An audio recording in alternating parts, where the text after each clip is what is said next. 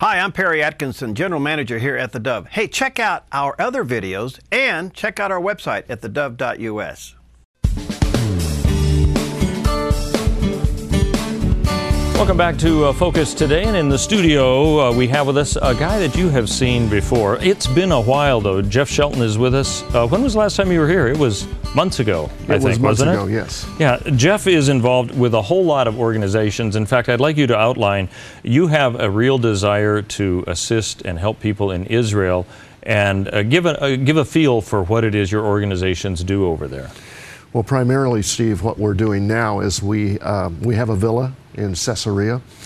It's called the Caesarea Villa, isn't that? You know, that would be appropriate. Very creative. Yeah. This is a home that, well, it's a villa that holds about 24 people. Okay. We obtained it primarily so we can take Christian people there to work with Holocaust survivors. And this was years ago that you started this, was it? We only started this 2 years ago. 2 years ago, okay. What's happening among Holocaust survivors, there's about 190,000 of them left.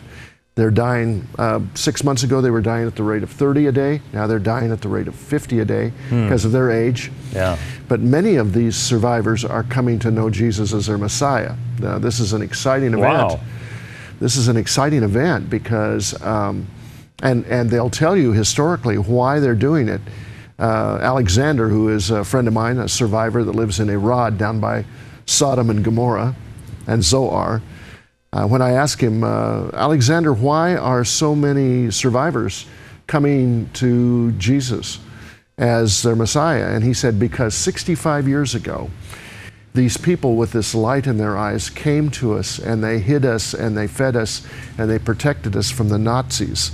And in lieu of the fact they might lose their own lives, and these people call themselves the people of Jesus. And 65 years later, these people with this light in their eyes are coming to us again, and they're loving us, and they're taking pictures with us, and they're hugging us, and they're singing songs with us. And so when I sat down with Alexander, he's a Russian Jewish Holocaust survivor. Many people don't know, but when the survivors ran to the east, we call them the group that were in the evacuations, not in the camps or the ghettos. They were leaving, they were getting out of the area. They ran for their lives to the east, and they ran right into the hands of the Russians. And the Russians, many of them were drafted, put on the front lines, and killed by the Nazis when the Russians and the Nazis were fighting each other. Many of them then, many people don't know this, but many of them after the war still spent another 7 to 9 years in Russian camps. So they ran actually and were put in Russian concentration camps? Wow. Except they didn't starve them and they didn't gas them. Or different kind. Yeah, they just contained them. And then they were released any place from 7 to 9 years later. So the Holocaust continued in Russia, in a sense, by incarcerating so many of them. Now, in 1992, a great number of Russian Jews left Russia, about 628,000 over the next 6 years. And then in that group, there were about 250,000 Holocaust survivors. And they are the ones now that are not only major contributors to the growth of Israel, they have not been a weight, they have not been a burden to Israel. Actually, they've brought into the country a lot of talent, skills, and they have enhanced the culture and the civilization, the growth of Israel going from a third world nation to what it is now, which is I guess you'd call them a first world nation. Wow. A modern nation. Country, yeah. And so it's really interesting that the effect on Israel in terms of Christian influence now is not among the younger people as much, although there's a tremendous move of the Lord among military, IDF members. Really, yeah? Yes, yeah, Bible studies and Christian influence there. But a lot of the influence is among these elderly Jews. So it's kind of like the seed was sown years ago by Christians, and now you're kind of reaping it with what you're doing. 65 years ago. It's an amazing story of God's plan to to bring the Jews to himself. Yeah. So it's a great... Amazing. Okay, so when you were there a couple months ago, that was when the beginning stages of the Gaza conflict, when the bombs were starting to drop around. How far is that from where your operation is? Well, this was the first time that any rockets ever got close to Caesarea. Caesarea is about as far away from any border, whether it be north or east or south. It's about farther away from any border in the country that you can get. And the closest any kind of missile ever got to Caesarea before was up in the Judean hills when Saddam Hussein sent some Scud missiles over to try to hit the main power plant in Hadera, which is right adjacent to Caesarea. This time we had a few rockets that came within a couple of miles. Wow. So. And so you were there, and you kind of come and go. You have people there who are helping right now over there? You've kind of done that? Yeah, we have a whole network now of people that go back and forth.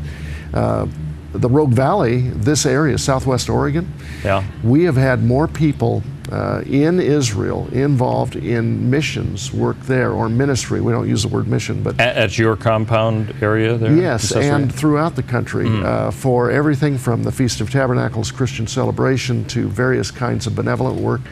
We have had more people per capita out of this area of the United States help in Israel than any other place in the U.S. Is that because of your... well, several people. Your influence? Several people come. Ron Swanson, Pastor Swanson goes. Ron Timon has been involved. And a number of cooperative pastors in the area and people here that have gone numbers of times. Many of them now we took originally. Now they go on their own. So... which is we're very pleased about, because we're doing other things, and this just has broadened the ministry between both Arabs and Jews and Christians, because we don't work exclusively with Jewish people. How do you contact these individuals who were Holocaust survivors to work with you? How do you find them? We became quite acquainted with the Deputy Prime Minister of Israel. I invited him to the Rose Bowl back in 2011 to speak in front of about 32,000 Christians that we gathered on November 11th. And they prayed for Aaron. Aaron then moved up to a greater position in the government as Director General to the Prime Minister. He was working as one of the departmental Deputy Prime Ministers with Danny Ayalon. He is now, I'm in touch with him all the time, he is the one that has the database of where every Holocaust survivor is in the country. Every Holocaust survivor in Israel has a complimentary living quarters offered to them by the Israeli government. So there are no Holocaust survivors that are homeless, but some of them only have $200 to $300 coming in a month for money. So 43,000 of them are in poverty, and so they have to choose between heating their house, Steve, or buying their medication, or food sometimes. So what we're doing now, in fact, I just met with the CEO of one of our organizations in Los Angeles yesterday. He was here in the Rogue Valley, and Israel Food Outreach that works with YWAM, which I'm a part of, will be sending 100 tons of food in the next 2 months to Israel to be distributed. And that comes from Gleanings for the Hungry in Fresno, Dinuba area, the YWAM base that develops all this food. So we'll be shipping 4 containers, about 27 tons of food in each container. Wow, amazing. And with that, this is kind of, you remember the I can tell you're a part of a whole umbrella group of agencies. Go ahead, you were going to say? Well, the exciting thing is, remember in the days of 30, 40 years ago when churches made quilts for missionaries? Well, we have rebirthed that. And in fact, I'm looking for churches that we're sending 500 quilts in this next shipment. It's all actually on the water already. But to have a visitor, what we call a visitor to Holocaust, to survivors, go to the survivor's home, take some soup mix, some food, dried food, and also then take a quilt, You cannot imagine the impact that has on the survivors to have a Christian come into their home, bring them a quilt. It's funny because some of the quilts are really, they're a mishmash of colors. Right. And so often we've taken them into a home, and some of the colors in some of the Holocaust survivors' apartments are really wild, and we'll look and go, you know what, this quilt matches their colors, and go, this must be a sovereign thing of the Lord's. So we would like to have some ladies in different churches kind of restore this quilt making. Oh, so you have a desire to have more of that going on? Oh, then, right? yes. So you're kind of making a plea right now. Okay. I am. Go ahead, make away. Make some quilts, sew some quilts together, ladies, and we will deliver them in your church's name or your name to these survivors. And you ought to see the tears when they get a gift like that. Survivors do not have their hands out looking for money. They have survived that kind of mentality. But when you bring them a gift, or you bring yourself to their house, because fundamentally survivors have one need, and that is they're lonely. So when a Christian visits them, that is like gold. That's a wonderful thing. That's amazing. And in your location in Caesarea, you actually have places for some of them to stay? Is that right? They come. We have survivor evenings where we have dinners for them about twice a week. And the reason we opened up the Caesarea Villa is because of costs for people to go there. Because it has a large kitchen, we're able to cut down the costs of food, because if you eat out in Israel, it's expensive, and the cost of housing. So we can cut the cost of housing down by almost 2/3, and we can cut food down by 75%. That makes it affordable for people to go and actually be involved in ministry. Amazing. Otherwise, you're spending, $4,000 on a trip or a tour. And people cannot afford. That's right. Many people that want to minister cannot afford that. All right, Jeff Shelton. He's, as you can tell, involved in a lot of organizations. How do people get in touch with you? What's the best way? Do you have a website or email or something? They can find the villa on Facebook under Caesarea Villa. Caesarea Villa. Look it up on Facebook. And if you need more info, you can call Sue, and I'm sure she'll help you. Jeff, thanks for being with us, giving us an update on what you're doing with Holocaust survivors in Israel. It's an exciting time. All right.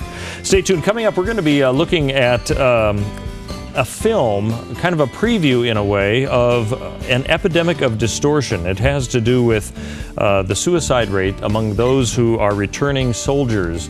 And we're going to be filling you in on all of that coming up in our next segment here on Focus Today.